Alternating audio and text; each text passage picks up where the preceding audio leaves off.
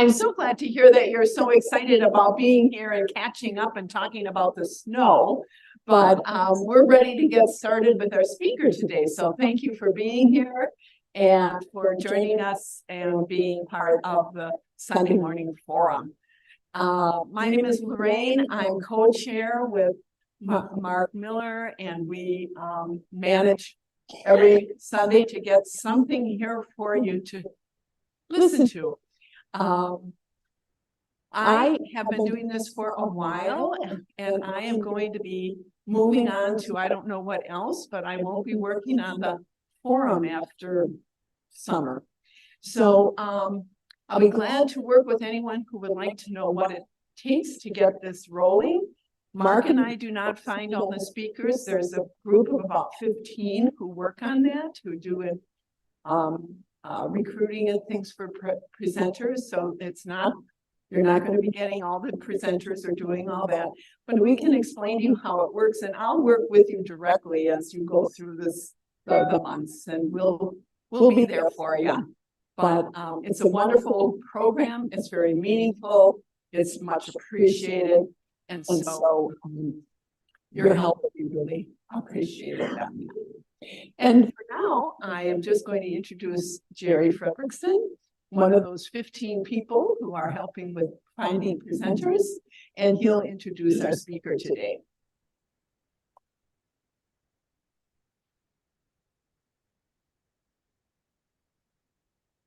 Good morning, everybody. I just have a few words to say about Dan.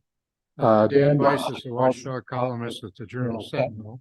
I'm sure many of you have read his work in the paper. He has been there for 32 years at the Sentinel, Journal Sentinel. The National Headliners Award has twice named Dan the best local columnist in the country. Dan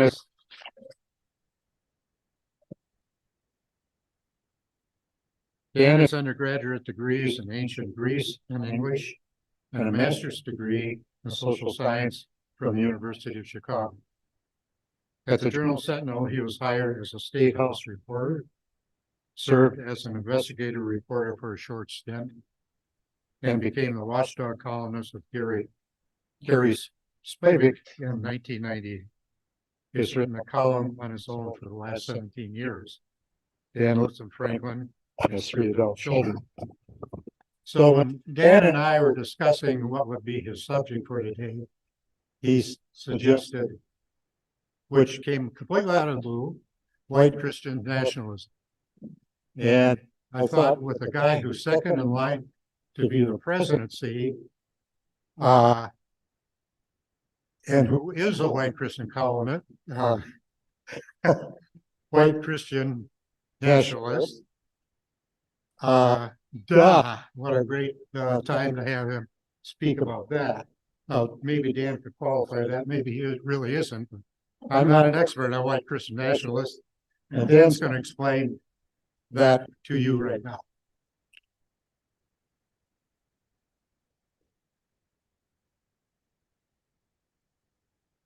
Hey, everybody. So in addition to, I split my life into a bunch of compartments, and apart from doing journalism, I teach adult education at my home church. I've been doing it for 27 years. And I've taught classes on any number of things as I wander around trying to figure out what I believe and don't believe. The reason my interest in white Christian nationalism, this is the water I swam in growing up.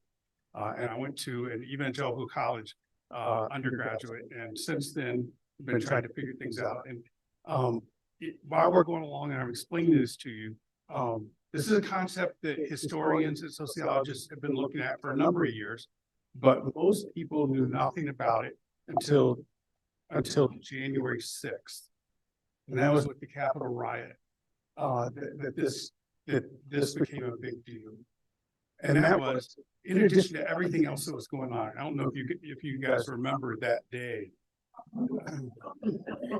I remember being at home and I was writing, and I started watching, and then I quit writing, and then I started calling people saying, "You've got to be watching this." And then I started noticing all these signs, like that one or the cross. And there had been a short story saying in Madison the previous day, a group of people had done a Jericho walk around the Capitol. And that is, you do what they did in Jericho in the Old Testament, where they went around it and then the building collapsed. And so the people had reenacted that in Madison and then gone to Washington to do the same thing. And we saw these signs, and someone on Twitter realized this right away and set up a Twitter handle where you could mail these in, and you can still find these. There's hundreds of these all over the place. And what I'm going to tell you is this was not just an incidental part of the riot. It's an integral part of what was going on. But it's also an integral part of what's going on in elections for us too. Here's one: the Bible, Jesus saves. I mean, I could have picked any number of them. And it was across all ages. You see her smashing in the windows while someone holds the sign with the cross and Jesus sign. Jesus saves. And so I knew what was going on. So I tried to explain these things to my colleagues at work. And here, I'm going to play if this works. This is the what's his name, the shaman. Oh, hold on.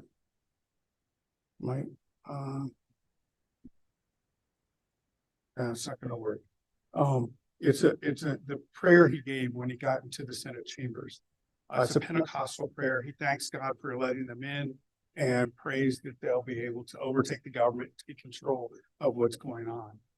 It starts off as my brother is a Pentecostal minister. If you've ever gone to a Pentecostal church, you'll see everybody's raising hands and stuff. And it was a New Yorker reporter who was there to record it. I'm going to hit escape and see you. Can you still see it? Oh, just me. I'm going to play it. And you can hear him.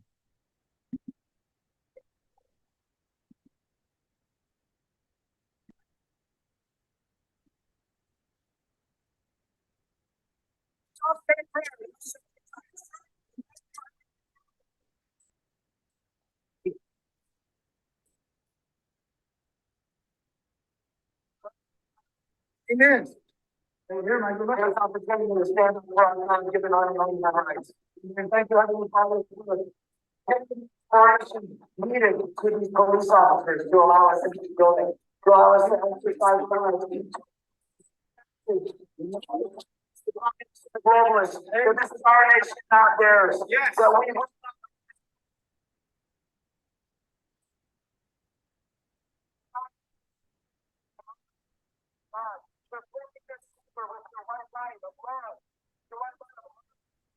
fulfilling this labor with patriots that have to, and their love Christ. Thank you, divine omniscient, omnipotent, omnipresent, being the God for blessing everyone, but here and now. This goes on for a while. You have to reshare screen.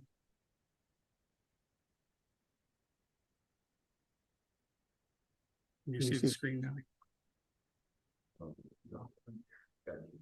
I know that's what I was asking him.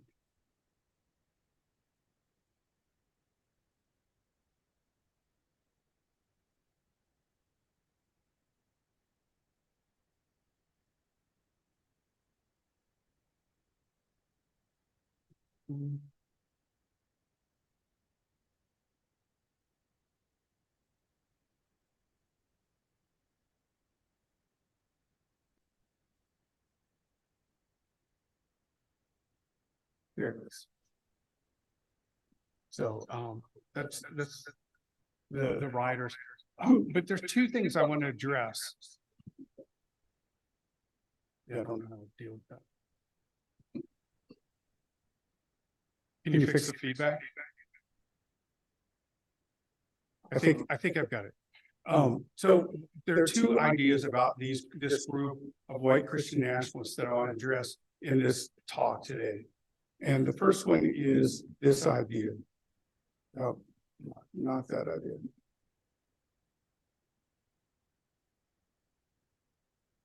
Is this one by Joe Biden? And that is that the people there, it's a small fragment of our society that are white Christian nationalists. He says here, that it's just extremists and dedicated to lawlessness. And I'm going to present to you research that suggests the people who hold the ideas behind the riot, they're not a small group.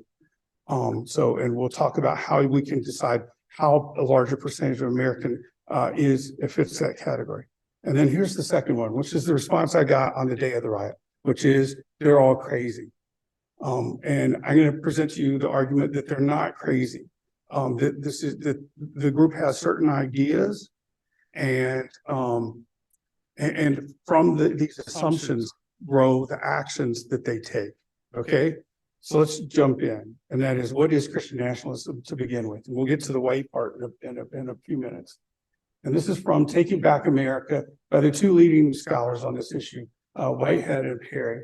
And their definition is a cultural framework that idealizes and advocates a fusion of Christianity, not Christianity in general, a particular type of Christianity with American civic life. Christianity here means people like us, white, native-born, culturally Christian, a cultural package. Okay, it's a little complicated, so I'm going to take someone who was at the riot, who was asked to explain her belief system. And that's this woman, Jenny Cudd. She's a flower store owner from Texas who went there. She ended up pleading guilty to invading the Capitol and stuff, and was sentenced to probation. She didn't get any jail time. But she was asked what she believes. And this is what she said. To me, God and country are tied. To me, they're one and the same. We were founded as a Christian country, and we see how far we have come from that. We are a godly country, and we are founded on godly principles. And if we do not have our country, nothing else matters. So you see that fusion of those two things. So I'm going to take those two and then come up with my own definition, which should be pretty easy for you to figure out who fits in this category. And these are the basics. One, the United States was founded by God as a Christian nation in the past. Okay, these are the three foundational beliefs. This is the belief about the past. No separation of church and state. They were one. Two, the country has since strayed from its godly origins. That's the present. So we're looking now and looking back to the past, and so you'll hear a lot of talk about returning things to the past, make America great again, that sort of language. So that's the present, and then the future is America must return to its roots by adopting Christian/biblical principles. Okay, sounds pretty simple, but it also sounds like something that I'm guessing most people in here don't believe, right? Know your audience. And this is the idea that I meet the most, which is, how do people who believe in the Bible and are conservative Christians, how do they support a guy like Trump? Okay. And the mistake is, most of the people look at what the Bible says, and then they look at who Trump is, and then they say one is not like the other. Okay. But that's not what is going on. Conservative Christians, this is my belief from where I grew up, don't go to the Bible, believe the whole thing, 66 books and everything in it. They bring biases there, and they find verses that conform to their biases, and those things tie. And we'll talk about what those biases are in just a second. But this is how it works. The thinking works. Again, I'm telling you that these people are not crazy. These are people you know. For me, it's my father, who's a Alba dissertation person, who's written a number of textbooks and stuff. It's my brother, who's probably one of the smartest people I know. Both my sisters, they're all within this framework. So this is, I believe America was founded as a Christian nation. So this is the first idea. And second, I believe Trump is the best person to return the country to its Christian foundations.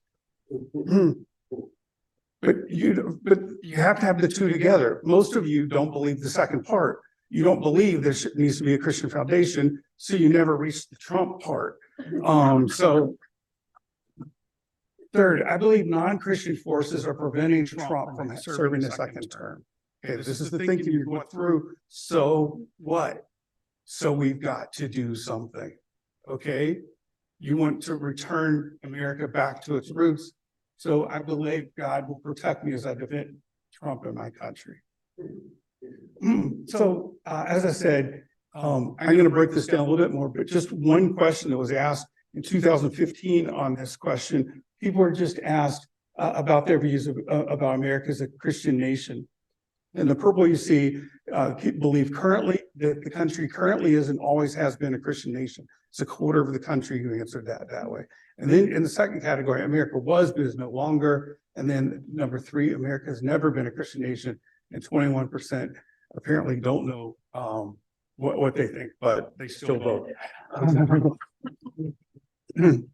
But we'll break this down a little bit more. And I'll take these 3 concepts that I told you and show you that it's not just a belief system, okay? It's a political ideology to begin with, okay? That shapes attitudes and behaviors. And it's an identity, which is an important part, because it's not just an argument about ideas. We're not just agreeing or disagreeing about things. You're discussing who they are. I am a Christian. This should be a Christian country, and we're tying those things together. And then 3, it turns into a political strategy that activates the ideology and the identity. Okay, so you see how all of this stuff fits together. And as someone said, and stole my line early on about Mike Johnson, he's my best example for all of this. Tim Scott is a good example of a Christian nationalist who's not white. And we'll talk about the difference between white Christian nationalists and black Christian nationalists in a bit. This is something for a podcast that he said just recently. Is this a Christian nation? Yes. And then he goes on to say, he's arguing that we need to return to a Christian nation. We live in a post-Christian culture. I think that's beyond dispute. You can't even argue with a straight face that this did not begin as a Christian nation. And then a moderate Republican now, who's saying the same thing. Ours is a nation which is based upon Judeo-Christian values and ethics. Our law is based upon those values and ethics. And then finally, Michelle Bachmann, who used to be my best person. American exceptionalism is grounded on the Judeo-Christian ethic, which is really based upon the 10 Commandments. The 10 Commandments were the foundation of our law. And so now the question, and again, I'm guessing there won't be a lot. But those 2 scholars that I mentioned earlier, Harry and Whitehead, what they did was they came up with 6 questions that they asked people, and they answered them on a 0 to 4 scale. And they just this year added a 7th question, so some of the numbers will be slightly off, and a 0 to 4 response. And so 0, the answer is definitely not. No way, no how. 1 means probably not. 2 means I don't know. 3 means probably so. And 4 means definitely yes. So we'll go through the questions. The federal government should declare the United States a Christian nation. So 0 would mean definitely not. 4 would mean definitely so. Okay. The federal government should advocate Christian values. 0 to 4. Federal government should avoid strict separation of church and state. You're allowed to sound appalled if you want. The federal government should allow the display of religious symbols in public places. The success of the United States is part of America's plan. The federal government should allow school-sponsored prayer in public schools. Okay, so that's the 6 that they had been doing, and they've added this one, and it shows a little bit of refinement in the numbers. And that is the founding documents such as Declaration of Independence and the Constitution were divinely inspired.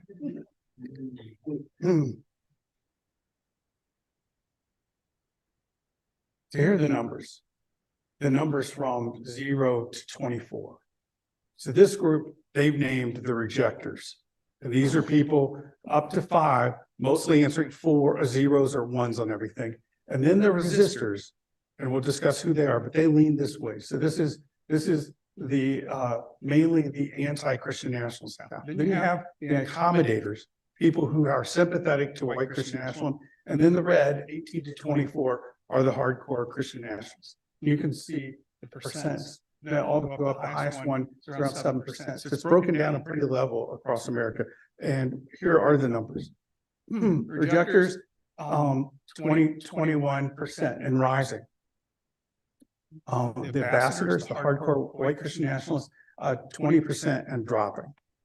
Okay, but as their numbers drop, they become more and more active in what they do. But you see this middle, we've got 32 and 26%. You've got 58% of the population and these categories in the middle who aren't hardcore no and not hardcore yes.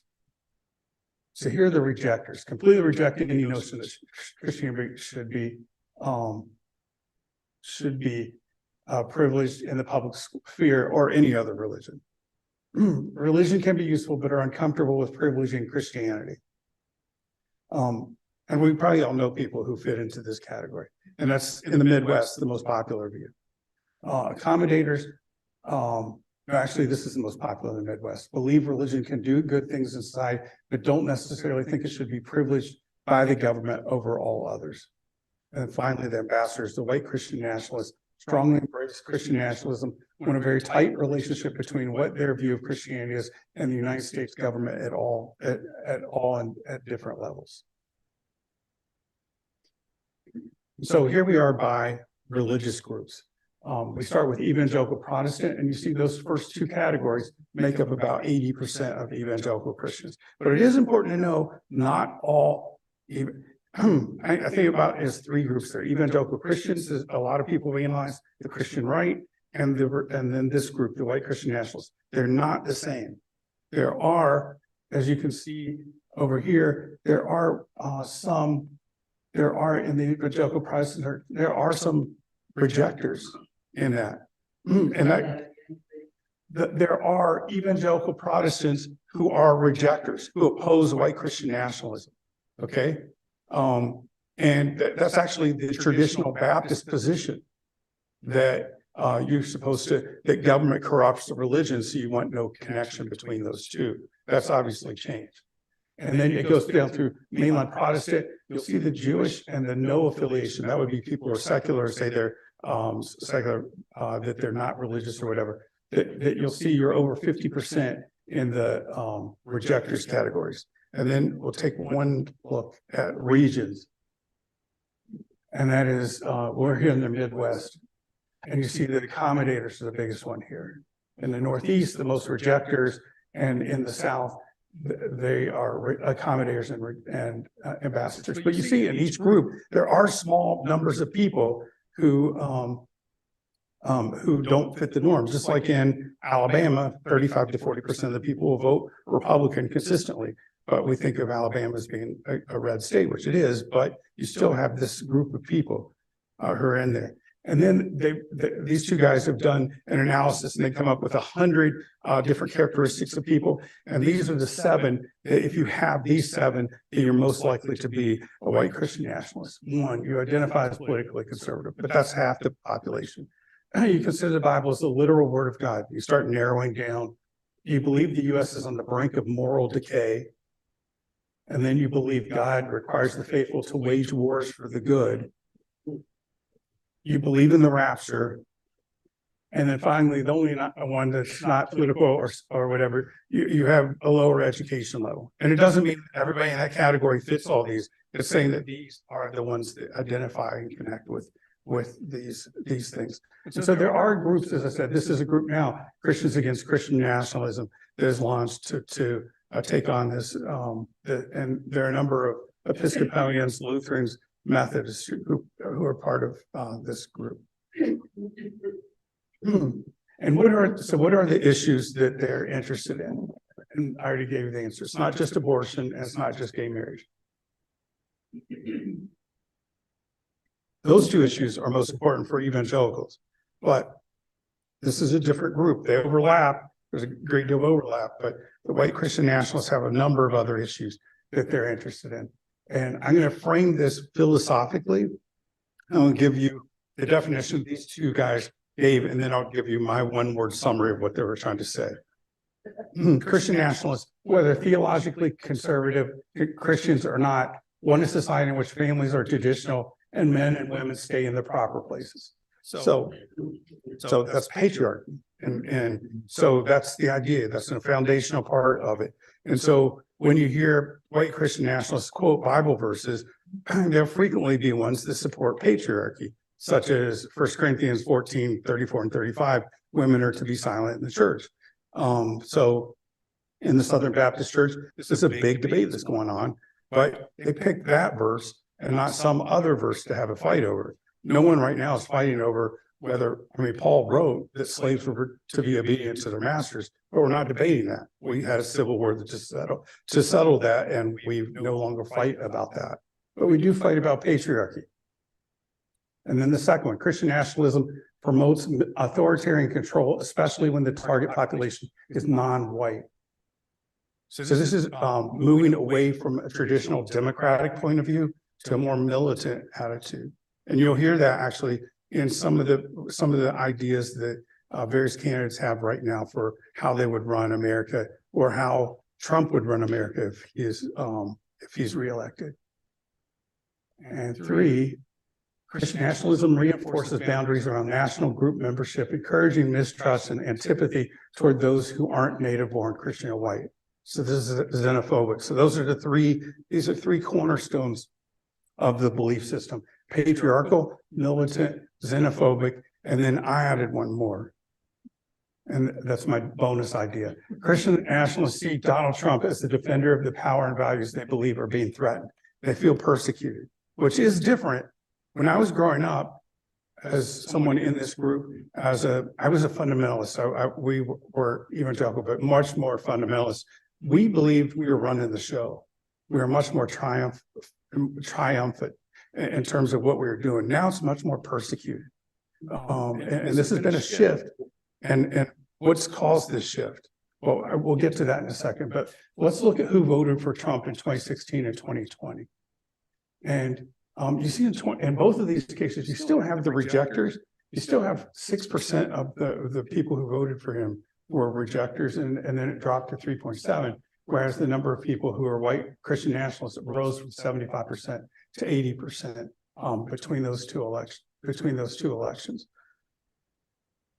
And then here's the breakdown for each of those groups. And if anyone wants to have copies of any of this slide, I can make you print out and send it to you if you want. You'll just have to send me an email, and I'll tell you my email. And if you want books that you can read on this, I generally give out 8 or 9 books, and I can email you that if you're interested. But so here are some of the leaders, and there's an audio of one of the guys, and I don't think I'm going to run it since I screwed up last time I did the audio. I don't look to the teachings of Jesus for what my political beliefs should be, which is very interesting, because when Bill Clinton was president, there was a lot of concern about his morality. In fact, there were polls done then, actually as recent as 2011, when evangelicals were asked if they believed it was important for the president to be a very moral person. And the answer was 70%. In 2018, it's swapped. And 30% said yes, and 70% said no. And you can try to figure out why that is. And this is David Barton. He's the biggest promoter, incredibly popular in these circles. He gives speeches. I've heard him 4 or 5 times. He gives speeches saying there is no separation of church and state in the American Constitution, which it's not. And then he undercuts Thomas Jefferson's note to the Danbury Baptists on that idea. And he argues that we should eliminate, and sometimes he argues we should have a constitutional amendment that says there is no separation of church and state. And he has a group called the Wall Builders. His son now is old enough to start giving these talks. He was the vice chair of the Texas Republican Party for a while. The founders never intended to separate Christianity from government, only to keep a single denomination from running the nation. And this is Ralph Drollinger. He ran the Monday morning Bible study in the White House during the Trump administration. God's purpose for the state is to control a fallen people's behavior. To say it another way that doesn't sound so harsh, it is to outwardly moralize fallen man. Were you cheering when you said whoop? I'm not going to do the next one, but this is a leading televangelist, John MacArthur, and thinker. He writes a lot. If you find this interview in 2013, he just basically says that Jesus had no interest in politics or changing society. He could have called for the end of slavery and he didn't call for the overflow of the Roman government, the Roman Empire. He was just interested in saving people. So you strip away all of the political ideas. So here's the question. I keep on saying white Christian nationalism. So are there no blacks or Hispanics who belong to this? There are blacks and Hispanics who answer in the 3 and 4 range on each of those questions. But there's a difference in the views of the white Christian nationalists and everybody else. And this is one of the questions. They were asked, the percent of whites and blacks who agree reports of police brutality against Black Americans are exaggerated by the media. Now look at the blue bar. That's the Black Christian nationalists. So whichever category they were in, whether they were a rejecter or a white Christian nationalist, they were in this 10 to 20% area where they said it's generally not exaggerated, okay? But if you're a white rejecter, only 7% said they believe it's exaggerated. But as you become more of a Christian nationalist, you get up to 87% of the people who believe the reports of Black police brutality against Black Americans are exaggerated in the military. So when we have an incident like with George Floyd, you have to remember when you see this, that there's this segment that 87% of people are going to be very doubtful about that from the start. Whereas with the Black Christian nationalists or whatever category, they're all very consistent on this. It's just as you go up and you start believing America should be a Christian nation, you start, for some reason, these things correlate, as you can see, that you start to say that reports of police brutality are exaggerated against blacks. Here's another idea. The words a lot at the end. Percent of whites and blacks who believe blacks face a lot of discrimination. So if you look at the blue bar for blacks, it doesn't matter what they believe about Christian nationalism, their views hold steady. 76 to 80% of them believe that blacks face a lot of discrimination. But if you're white, you start up high. And as you become a Christian nationalist, you start to, your idea that there's a lot of discrimination against blacks collapses down to 10%. So you put those two together and you have an interesting understanding of race in America. And I could show you more charts and we could be flooded with charts like Ron Johnson used to do, but I'm gonna summarize some of the other findings of these studies. White Christian nationalists, as opposed to Black Christian nationalists, believe whites experience more discrimination than Black people, and by a wide margin. States' rights, not slavery, was the driving force behind the Civil War. The higher COVID-19 infection rate among Black Americans was due primarily to their irresponsible behavior. Black Lives Matter and Antifa were more responsible for the January 6th insurrection than Donald Trump. And then here's another one on COVID to get away from race. So the issue with COVID, there were 3 issues, and that was we were trying to protect the economy while dealing with COVID. We were trying to protect liberty while dealing with COVID, and we were trying to protect the vulnerable as well. And you'll see this blue line up here is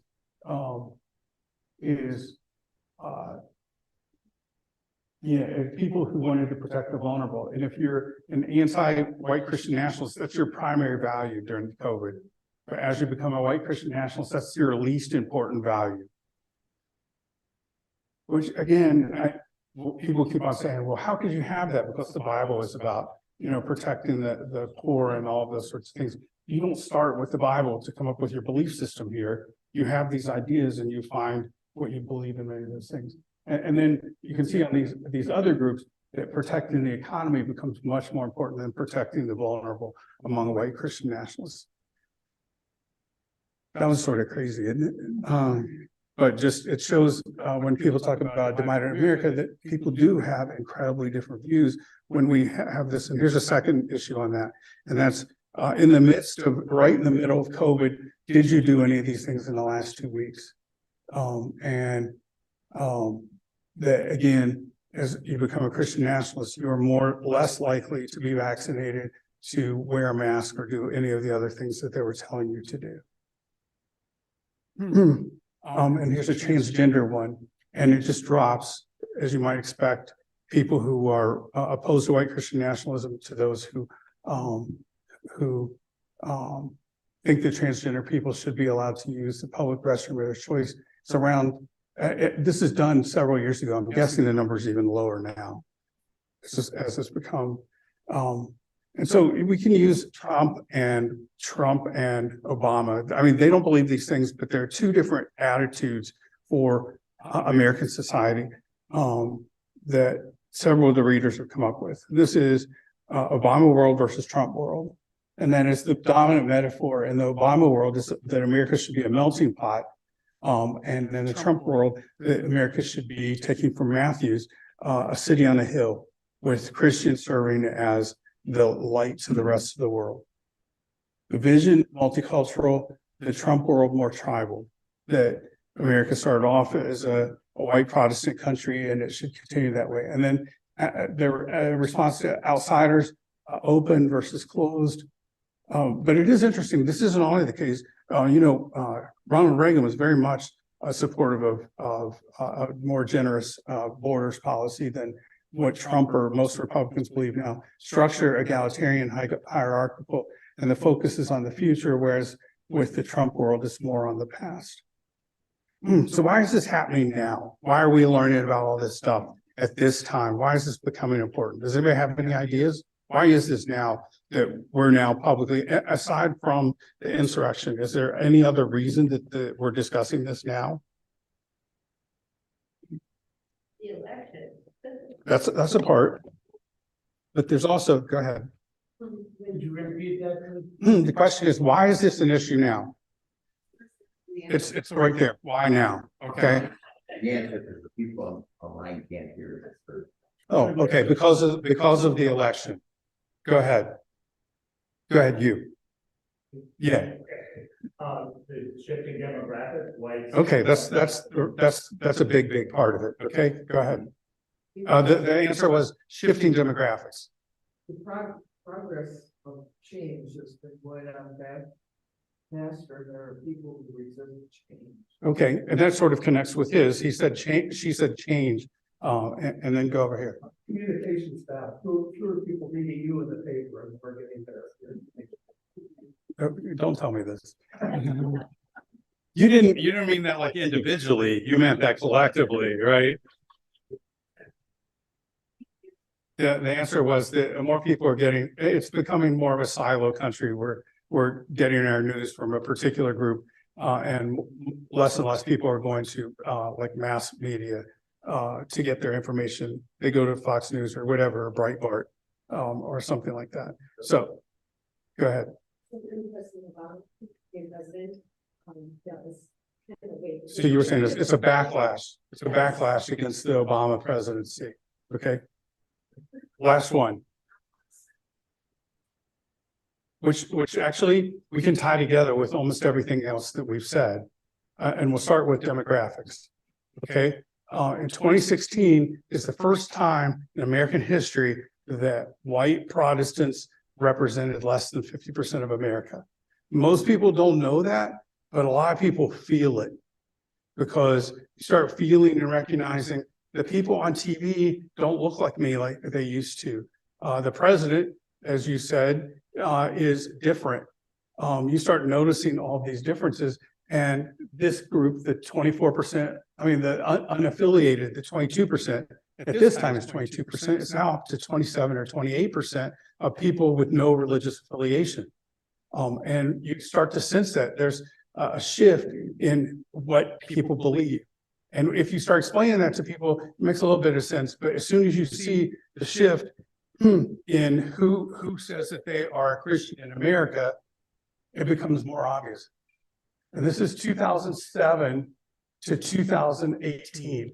And it's just going through. I mean, still Christians represent more than 2/3 of America, but it used to be 90% not a long time ago.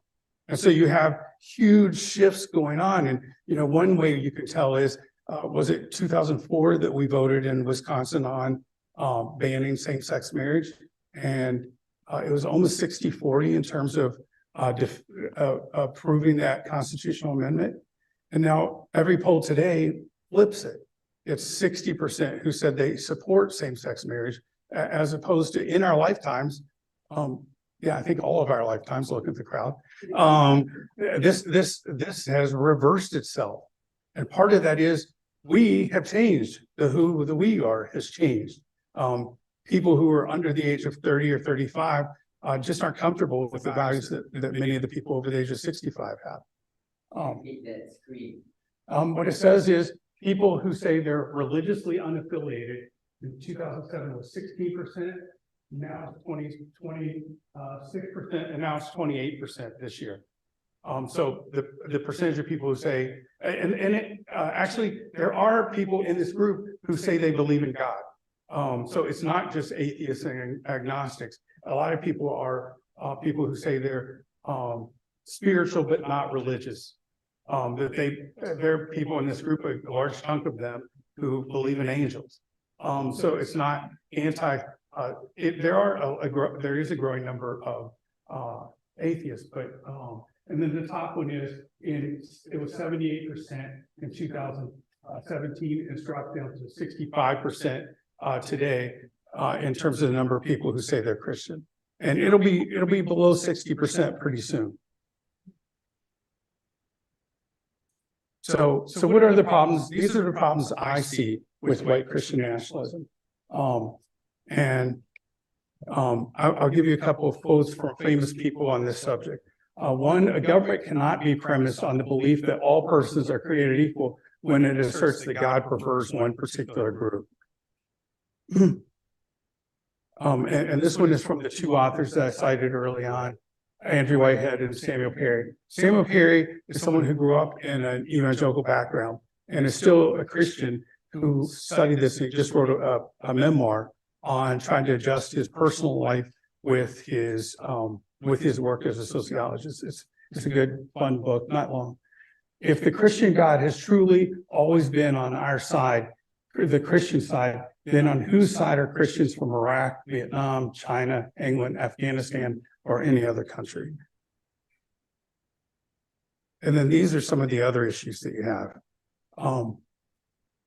The ideas of white Christian nationalism, it displays a lack of tolerance in a diverse multicultural society built on understanding of and cooperation with others. I mean, the idea of tolerance is not valued at all. It privileges one particular understanding of Christianity and rejects all others.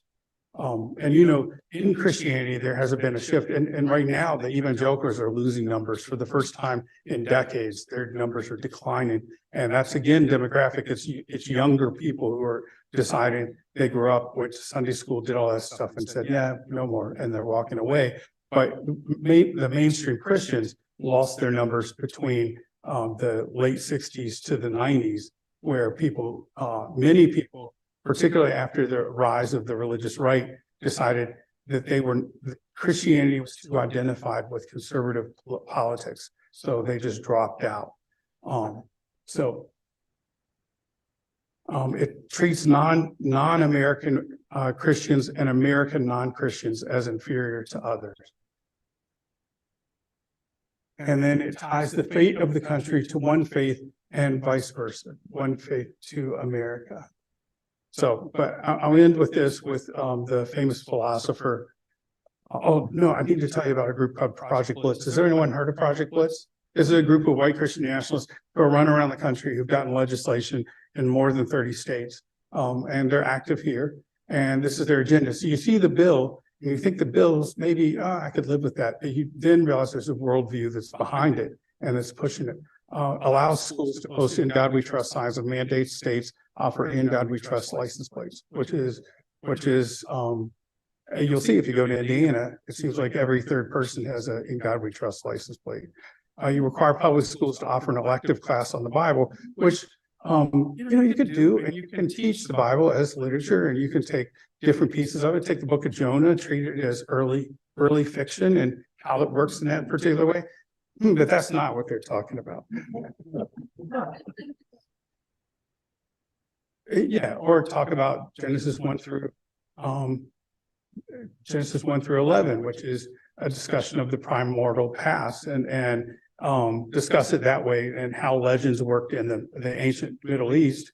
Again, not the way they want it taught, but I mean, you can do those things. It doesn't look terrible on its own if you're arguing the merits. One, provides state-funded attorneys to school employees sued for promoting their religious beliefs. And this is often pitched under the idea of religious liberty, because the idea of religious liberty is changing in society.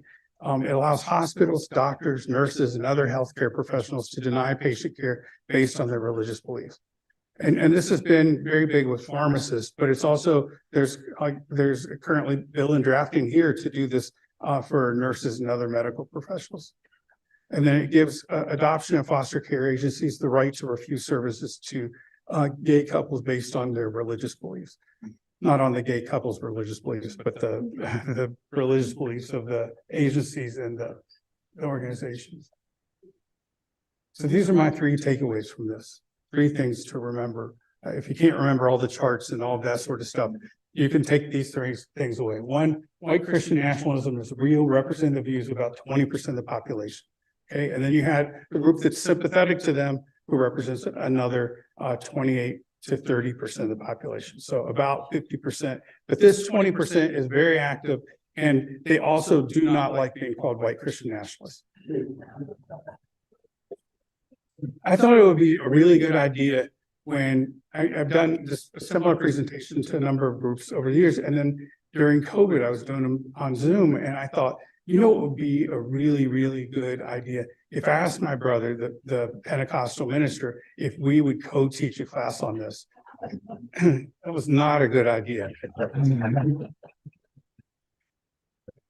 The conversation started and ended with, what is white Christian nationalism? And are you accusing me of being part of it? And I was like, okay, I can do this by myself. Well, you know, when I was young, you definitely didn't like being called evangelical, but they've embraced that. Just like actually in the early Christian church, people didn't like being called Christians. And they eventually embraced that. And I think they'll eventually embrace it. There are members of Congress who, you guess who, wear shirts saying, I am a white Christian nationalist. And so more people are starting to embrace it, but they think I vote the way I vote, and they don't want to be associated with a group, because there's also one concept I haven't discussed it on, that's the hyper individualization that's present throughout this whole thing. And they don't want to be identified with a group. But yeah, we were told, if you were polled when I was young, if you're polled, just say no when they say, are you an evangelical? That's just not something you wanted to be associated with. And it takes a little bit of time, but now most of my college friends would say, yes, they're evangelical. They would not say they're fundamentalists, even though there is, I mean, fundamentalism is a branch of evangelicalism, and they wouldn't, I mean, because that's a really, most people, if they call you a fundamentalist, that's a really bad thing to say. And at our church, we had Martin Marty give a speech. He had a project of fundamentalism across religions. And so he gave a talk, a 3-hour talk on fundamentalism in Christianity, Islam, Judaism, Hinduism, and Buddhism. And there were several people from other faith traditions who were very angry about his saying that there were fundamentalisms within their religion. And in particular, I mean, the person who was most outspoken is a leader in the Islamic community here, saying that there were no Muslim fundamentalists in America or anywhere. And then 3, Christian nationalism is bad for America and bad for Christianity. That's my idea. That's what I think. You don't have to agree. I'm guessing there's like 20% of you who are Christian nationalists, and you're all saying no. So, but I'll finish with the famous philosopher Rain Wilson.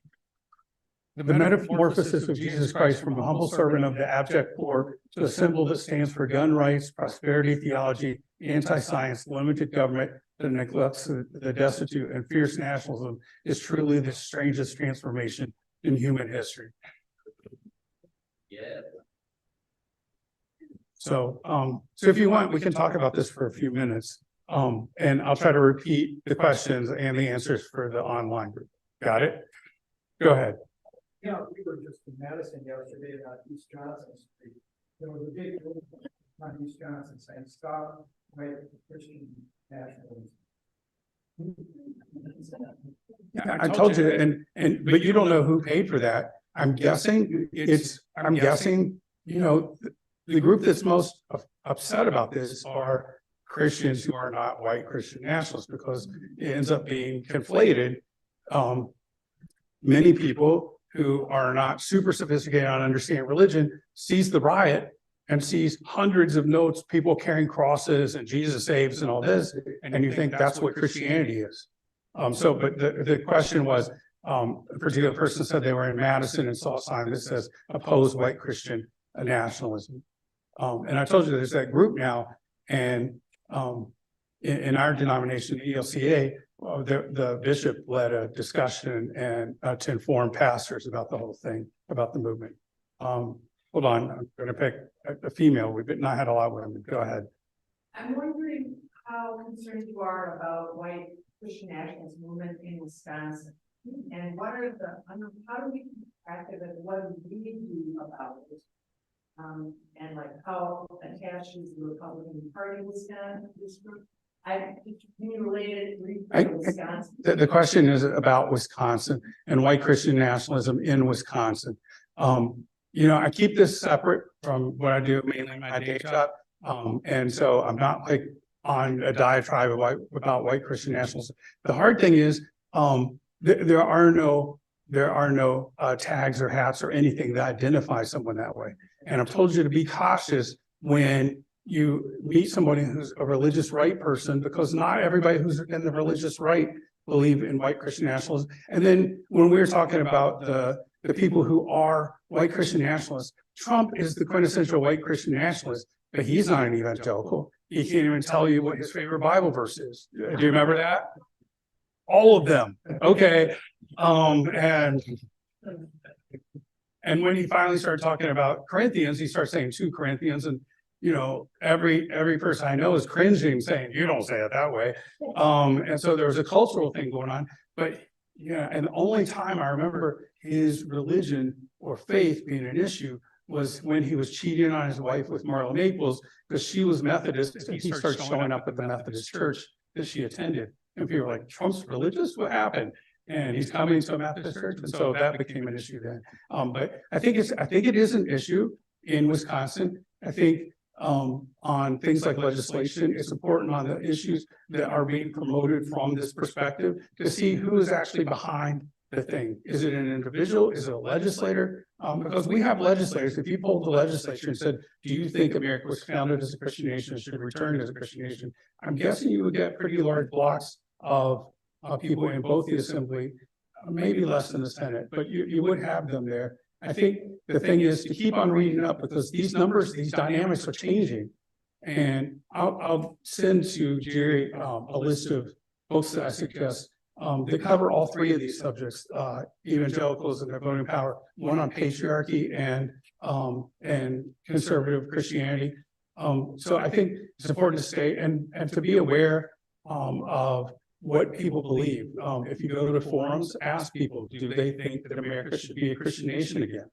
That's not a question you hear very often. And in fact, at the last Republican debate, they didn't touch on this thing until Tim Scott at the very end said, I want America to become a Christian nation again. And then they said, thanks, and cut him off. And I was like, I want to hear more. So go ahead. Well, I'm trying to remember. You pointed out 4 different aspects.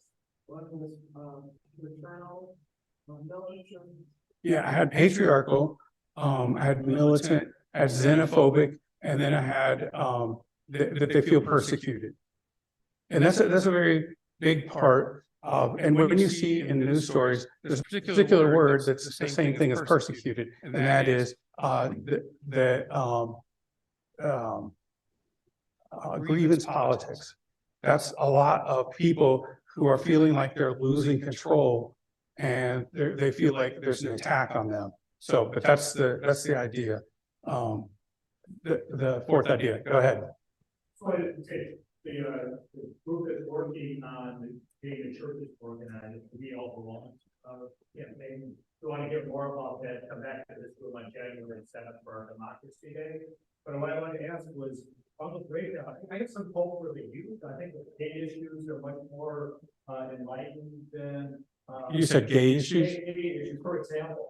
So I just think the youth maybe, our salvation in some of this. How is that playing out in the No, it is. I mean, people are changing, and they're not holding ideas.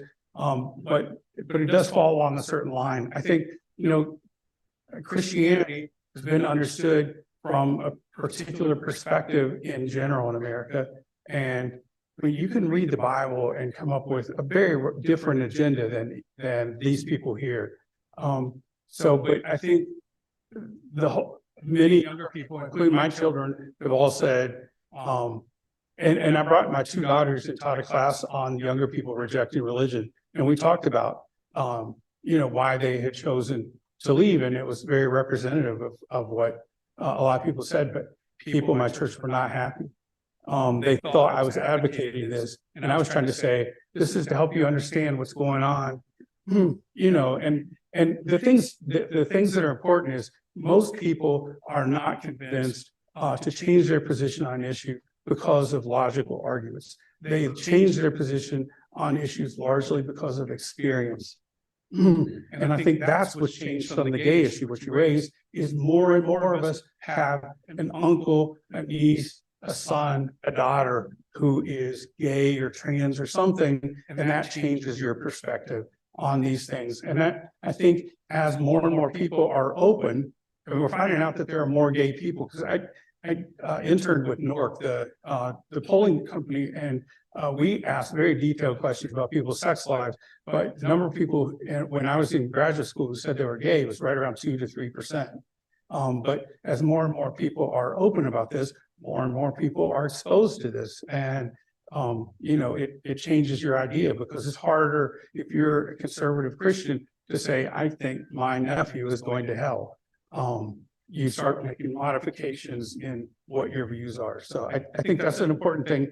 And and with young people, the experience is I went to church, it was very unpleasant, and it wasn't anything that I enjoyed. And when I went to college, I found out most of it was factually untrue. So I'm going to just leave that behind. Good. Oh, go ahead. You might not realize I'm back. When I was in high school, Yeah. I went to a Christian high school. Yeah. There were only 2 people of color at the school. Both the people there, including the educators, didn't want us there. And so this goes back, I'm 75 years old now. This was in the 60s. Yeah. And so the things you were talking about, they existed for a very long time. And it's institutional. The question had to do with schools and Christian schools. But you have to realize, why did Protestant private schools emerge in the first place? There have been Catholic private schools for a long time, and that was because of the clash between the anti-Catholicism in American society. But what happened in the 50s that changed people's ideas about their local school. Brown versus Board of Education. They started integrating schools, and they started integrating lots of things, pools, parks, and all that sort of stuff. And people started saying, I want to go to my country club. I don't want to go to the local pool anymore. And I'm not going to send my kids to the local public school. I'm going to send them to the private Protestant school or whatever. And so the shift, you're right, starts way back, and it becomes a big issue with Brown versus Board of Education, and then the civil rights movements in the 60s. And so what we have is no more legalized segregation. We have de facto segregation. Go ahead. I'm just wondering, you said as the percentage of ambassadors goes down, they get more aggressive. Could it also be that more aggressive? Their percentage is Yeah, it could work. It could work either way. So yeah, maybe we should do a debate and you argue one. But it's probably the answer is yes. It's probably both, but also, you still have groups like the Southern Baptist Convention that still remain very powerful organizations in America. But right now, the largest denomination, to use the term, that to futz with the term, the largest denomination in America right now is unaffiliated. They're more unaffiliated than there are Southern Baptists. They're more unaffiliated than Catholics. Just to think about Catholics for a second. So they held for a long time as 25% of American population. And but people doing demographics were noticing that there were a number of people leaving. In fact, right now, if you grew up as a Catholic, there is a 33% chance. I mean, 33% of the people who grew up Catholic today leave when they get into their 20s. So how do they keep their numbers steady? Immigration. So as Hispanics and Latinos come into America, they are largely, but not always, there are a lot of Pentecostals, but they're largely Catholic, and they've kept the Catholic Church afloat. But they're starting to drop now. And that's what we're talking about in terms of the, why their numbers are dropping. So who had a question? You did.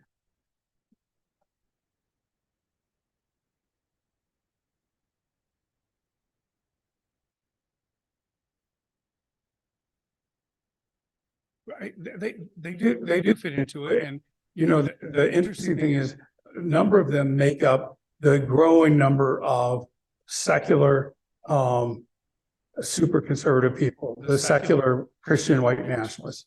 I know people who grew up fundamentalists, quit going to the church, haven't been into a church in 20, 25 years, but they still believe hold the same beliefs that they used to.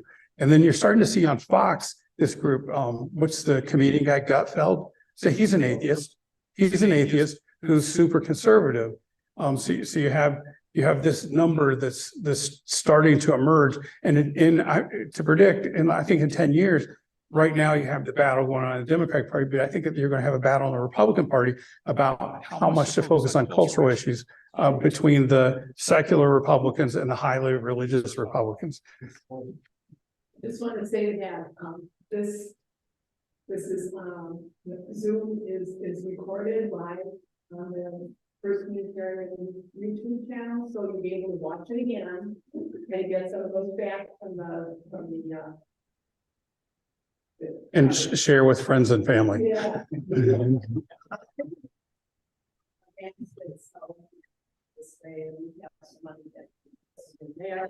And thank you very much for coming today. And there might be other people. There's two more. Okay, thanks. Did you guys learn anything today? Thank you. Okay.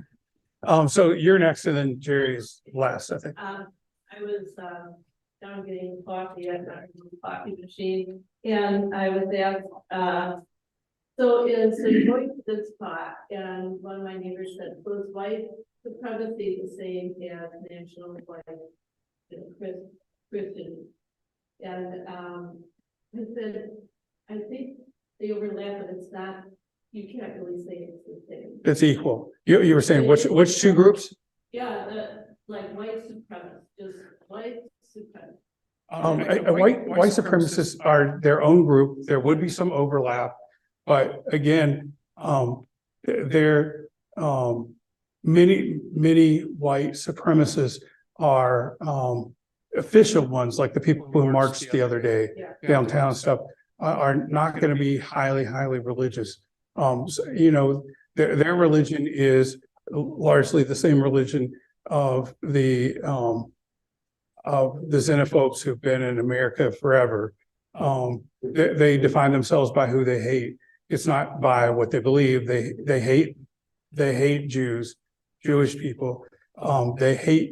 Many of them hate Catholics. Many of them hate Black people, and that's their religion more so. But there is overlap, and that is patriarchy is a part of this. And I gave those four things that you talked about. My brother would completely deny that he fits in any of those four categories. He would say he's not patriarchal, and I'd say, well, would you let a woman teach at your church? And he would say, well, of course not.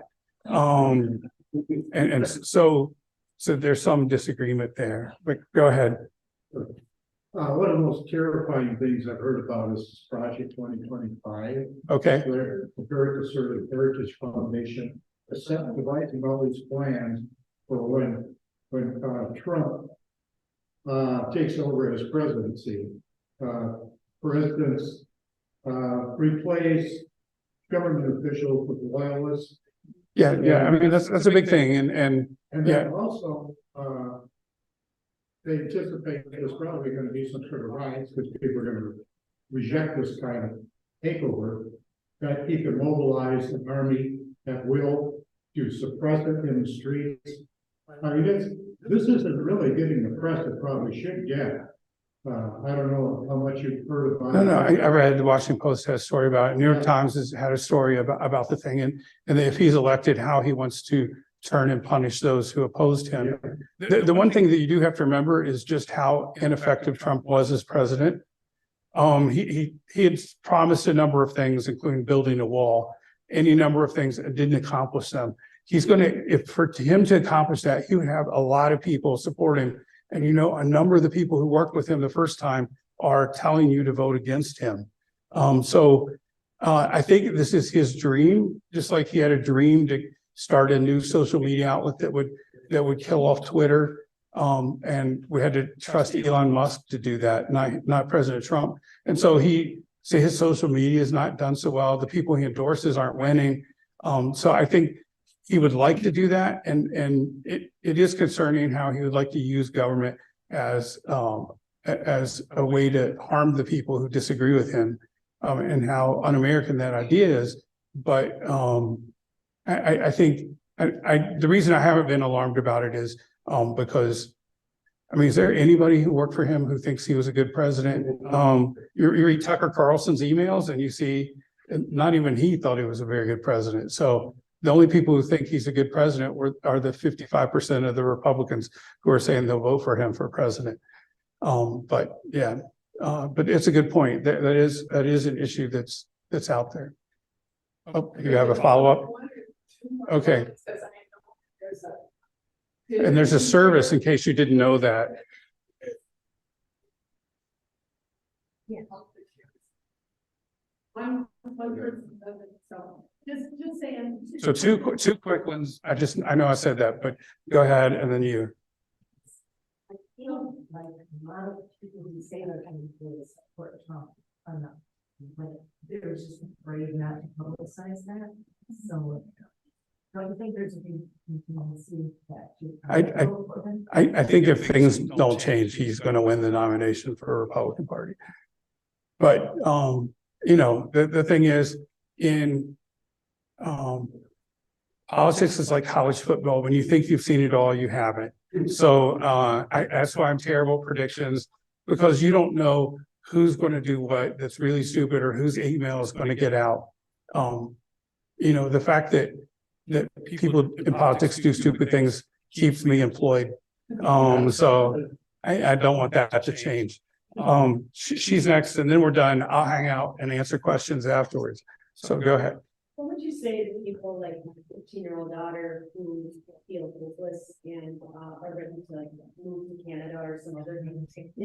Yeah, you point out stuff like the how people in Wisconsin, an older population with only 25% of the people who have college degrees have changed their views on issues in recent years. I mean, you take, and those things are going to continue to change as more of the people her age grow up. So I think, as I mentioned to you, the thing on same-sex marriage, the fact that's changed dramatically is something, and any number of other things. I mean, whatever you hold that's important, people are changing their ideas all the time.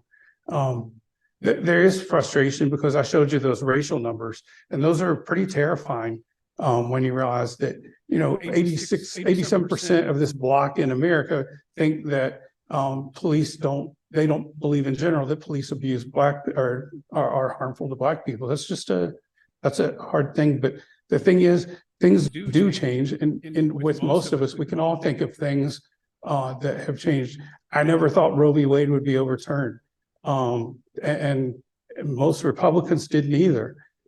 So, I mean, you can name just about any, issue that, going back as far as the 50s and 60s that you can, I mean, another thing that's changing dramatically is immigration in America. And that goes back to, things that happened under, in the early 60s when they changed immigration policy. And as a result, the number of people who coming into America and are not white, people of color, is changing, and that changes who we are as Americans. So, so I think there is reason for hope, but my 27-year-old daughter fits in the same category. But actually, we were talking about last night, we were talking about how Vive Ramaswamy hasn't voted in many of the elections. And she was wanting to know why, and I stated the reasons. And she said, I agree with him on everything he said, but I've voted in every election. So it depends on, I mean, but he didn't have to. He, I mean, it's just like people here who's running for office who don't vote. Those are always like the easiest. That's the low hanging fruit for me. A rich guy's running for office here, he didn't vote or she didn't vote very often. So I'm going to hang around. They said, let's stop. But if you have any more questions, sorry, I don't have a book I can sign for you or anything. But here are two books that to start out. Not that I'll send Jerry some of the questions are marked. I'll send you. This is like a foundational book taking America back for God, and you can see their numbers on how white Christian nationalism before the 2021 riot, the number of times mentioned on Twitter, less than 500 times a month, and then it jumped to more than 70,000 references a month afterward, and still today. So taking America back for God, and then they did a follow-up of the flag and the cross. If you prefer to listen, they're both on Audible or on Spotify or anything like that, and they're both less than 6 hours, I think. But you don't get the charts. Those are two, and I'll send some more books over for anybody else who's interested. So thanks for coming.